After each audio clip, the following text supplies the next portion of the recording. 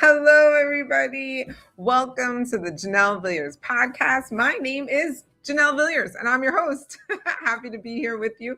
I'm really excited today because I have a lot to share with you. First off, because I have a lot of notes, and you know this. You know I have a lot of notes because I don't want to miss a thing.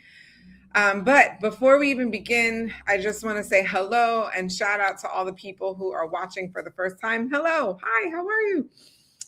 This show is all about sharing ideas for people who want to write books, use it as an asset in order to earn income.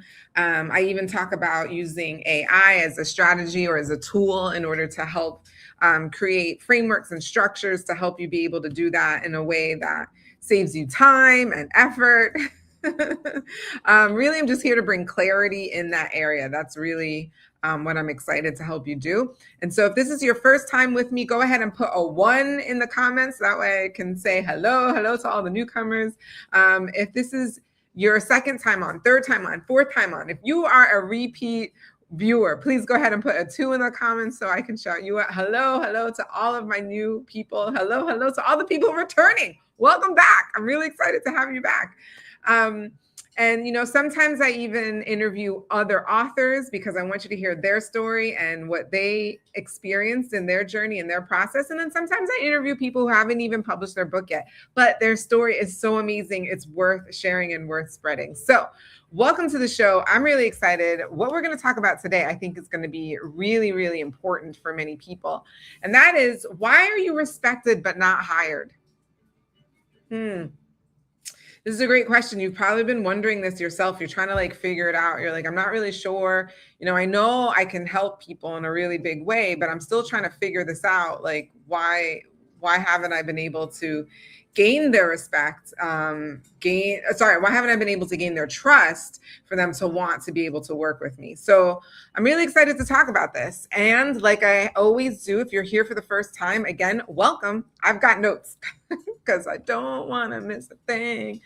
So let's talk about why high-level consultants struggle with client acquisition, even with a really strong reputation. What's going on there?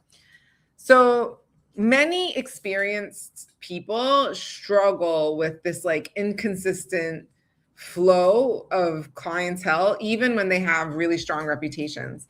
And it's not really because you're not really good at what you do. It really has to do with your structural position. So how you're positioning yourself in the marketplace. So you could have really strong referrals. You can have very high client satisfaction, and you can even have recognizable expertise. But what's happening is quarter after quarter, your revenue is fluctuating, right? You're getting money and then it's not coming in, and then it's trickle, and then it's a flood, and then, right, it's just kind of all over the place. And so it doesn't really feel predictable, right? And that can be really frustrating, scary even, might I add. And so it's really important that you understand that reputation may not have anything to do with this. So a reputation basically is an accumulated perception over time as to who you are. And it's kind of what lives in other people's memories. And it depends on the interactions that they've had with you in the past, whether it's videos they've seen in you on YouTube, whether it's, they had a meeting with you virtual or in person. And it kind of requires ongoing relational reinforcement, to be honest. And so when you have a system behind you that actually continues to position you in the right place at the right time so that they want to work with you because they know that you have the answer for what they want, that's when things start to change, because the system functions whether you're actively networking or if you're not at the moment. And it reduces that up and down in terms of the money that you may be getting, trickle and then flood and then trickle and then flood, not really much of a flow.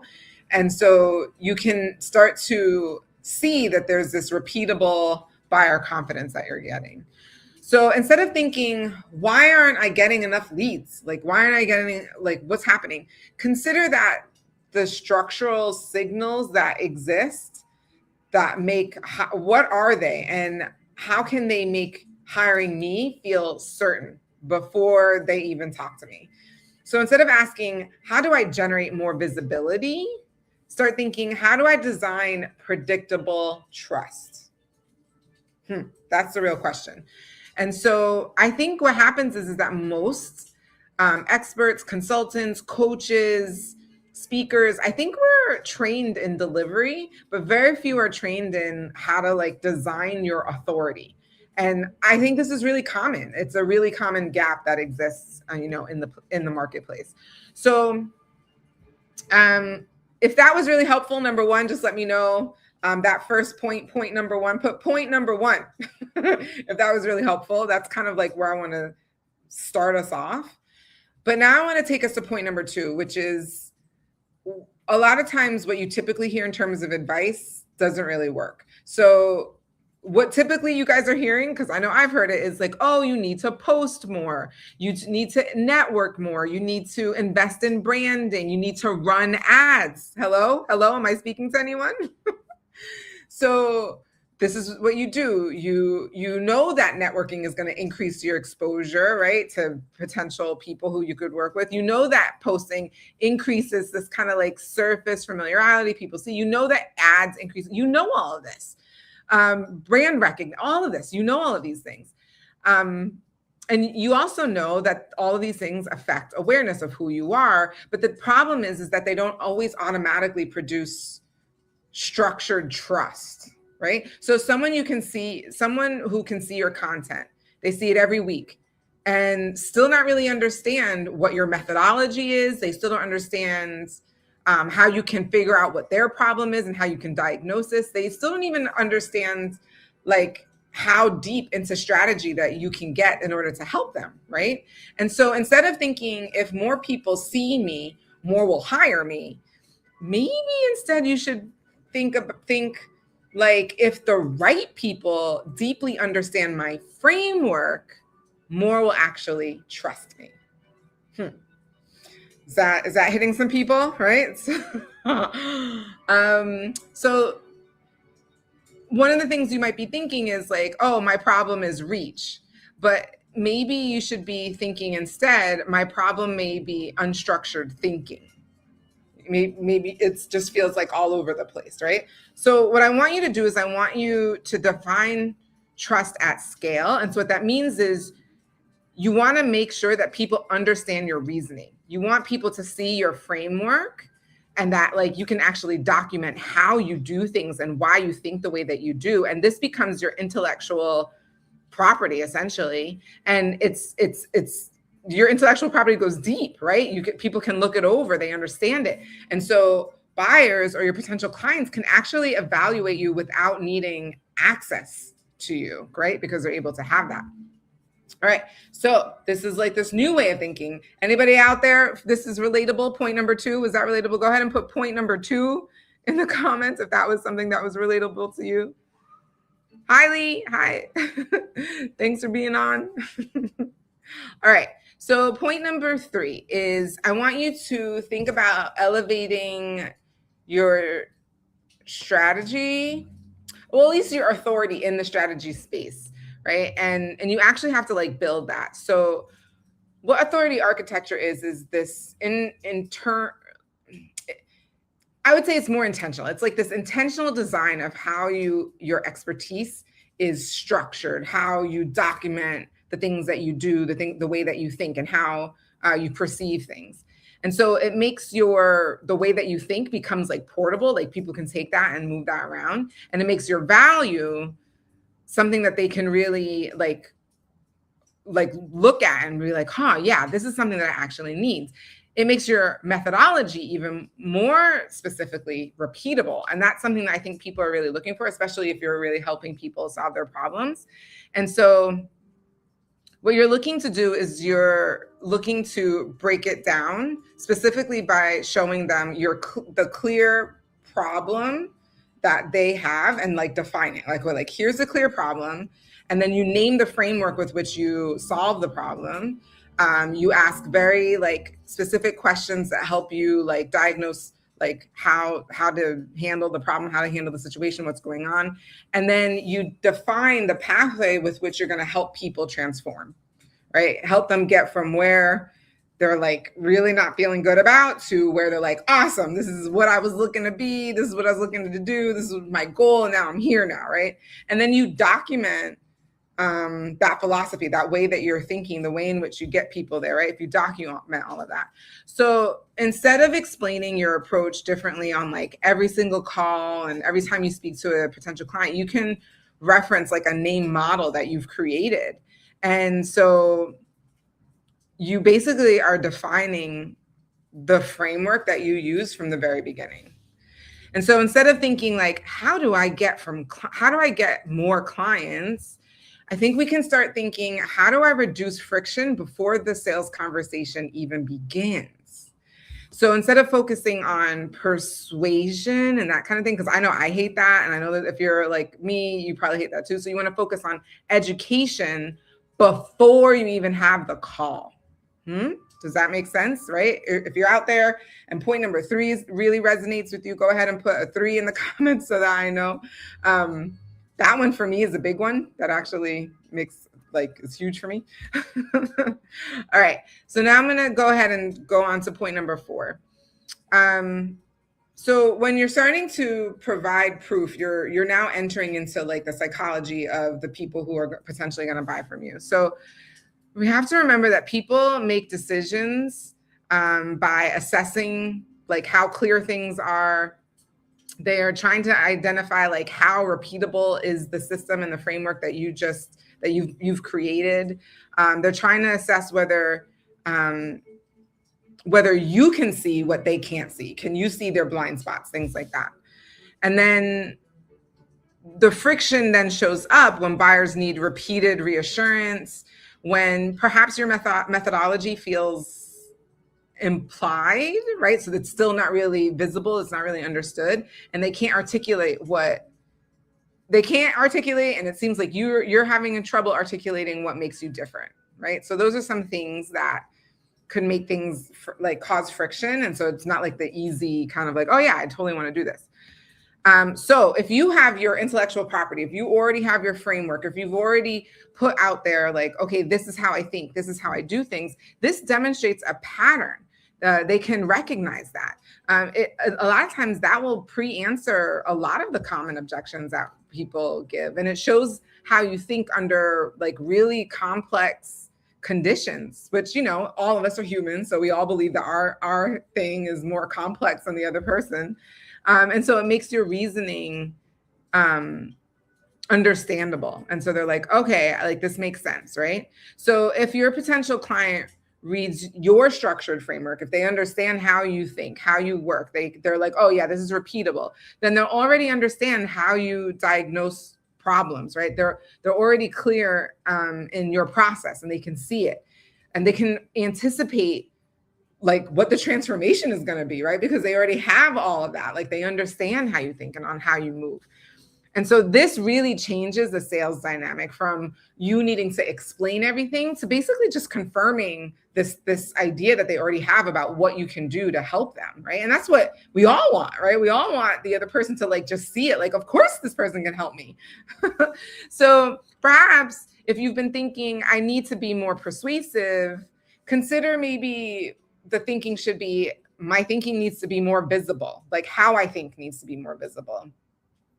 And so instead of focusing on proving your pitch, now you're focusing on really making sure your philosophy has a framework, you can document it, and then people can read that and really like digest that.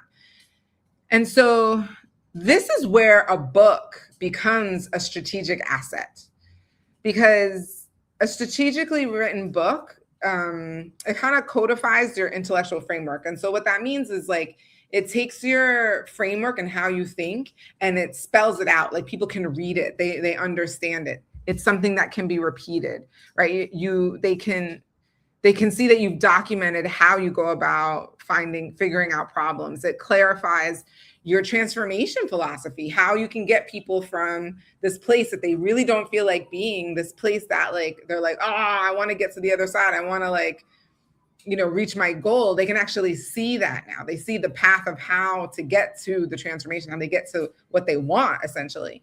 And it establishes you as the one defining the categories. So why does this even matter?